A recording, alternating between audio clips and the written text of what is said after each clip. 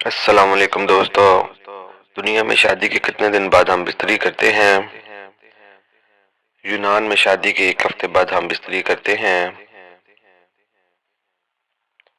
ترکی میں شادی کے 3 دن بعد ہم بستری کرتے ہیں۔ آذربائیجان میں شادی کے 1 گھنٹے بعد ہم بستری کرتے ہیں۔ کوریا میں ہم بستری کرنے کے لیے شادی ضروری نہیں ہے۔ اٹلی میں شادی کے 1 مہینے بعد ہم بستری کرتے ہیں۔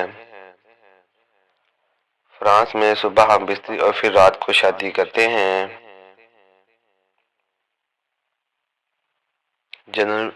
جرمنی میں شادی کے بعد بارش ہونے پر ہم بستری کرتے ہیں۔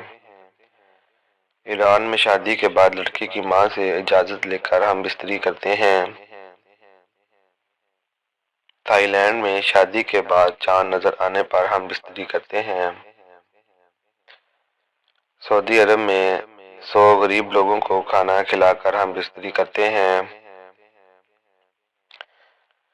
پاکستان میں ہم بستری کرنے کے لیے دلہن کے کمرے سے لوگوں کو بھگانا پڑتا ہے۔